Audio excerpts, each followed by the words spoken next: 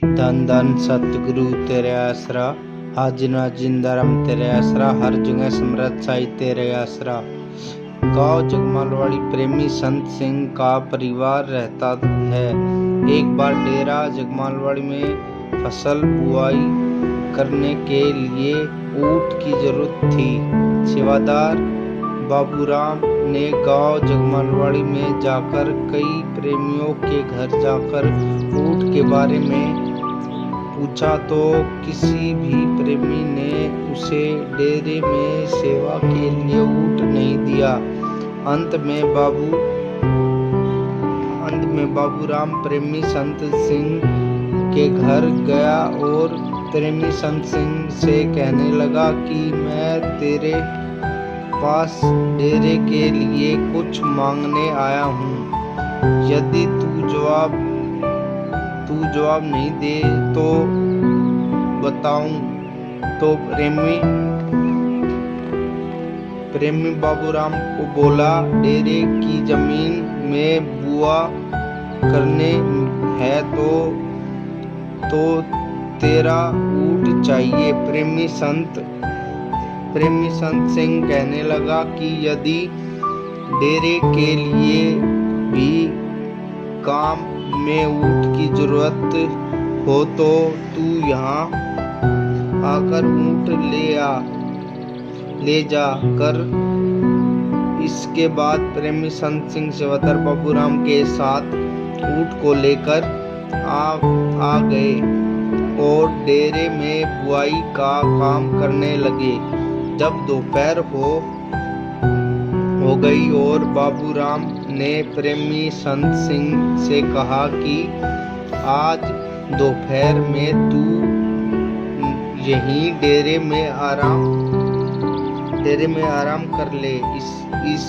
इसके बाद दोनों ने बुआई का काम बीच में ही छोड़कर ऊंट को पेड़ की छाया में बांध दिया और साथ में ही खड़ी गवार की फसल में से कुछ घास उखाड़ कर ऊंट को खाने के लिए डाल दी। दोनों प्रेमी डेरे में चले गए पिया और वापसी आकर फिर सेवा करने लगे। लगभग 2 घंटे तक सेवा करने के बाद जब प्रेमी संत सिंह और सेवादार बाबूराम डेरे में जाने के लिए तो अचानक उनका ध्यान ऊंट की तरफ गया तो उन्होंने देखा कि ऊंट का पेट अफारे के कारण फूल गया है।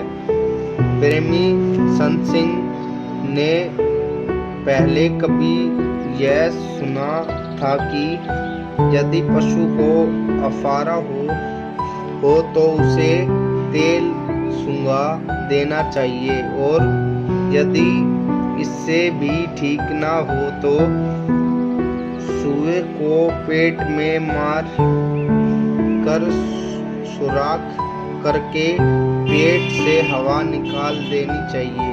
पहले तो संत सिंह डेरे में जाकर तेल लाया और ऊंट को सूंघाया, लेकिन इससे ऊंट के अफारे पर कोई फर्क नहीं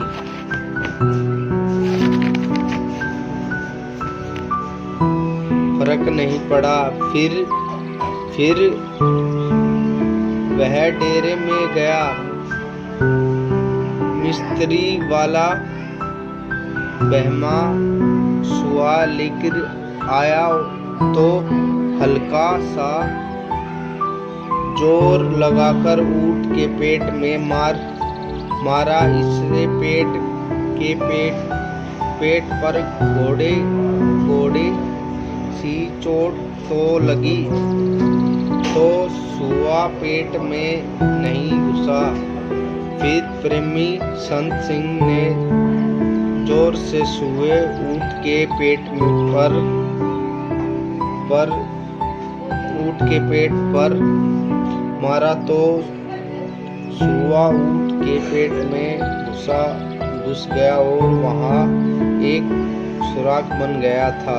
तो ऊंट के पेट में इस सुराख से होते हुए हवा इतनी जोर की आवाज से बाहर आई जैसे कि किसी बड़ी ट्यूब में सुराख होने पर हवा बाहर निकलती है। ऊंट के पेट का उफारा उतर गया। संत सिंह ने ऊंट को खड़ा किया और घर की तरफ लेकर चल पड़ा। जैसे ही संत सिंह ऊंट को लेकर डेरे के गेट पर पहुंचा तो उतने में ही जब मैनेजर साहब जी वहां आ गए। प्रेमी संत सिंह पूछा कि ऊंट को क्या हो गया है। संत सिंह जी पूज्य मैनेजर साहब जी को सारी बात बताई। मैनेजर साहब जी बिना कुछ बोले अपना सिर हिलाया और वापस इनामी की तरफ आ गए। प्रेमी संत सिंह जी ऊंट को लेकर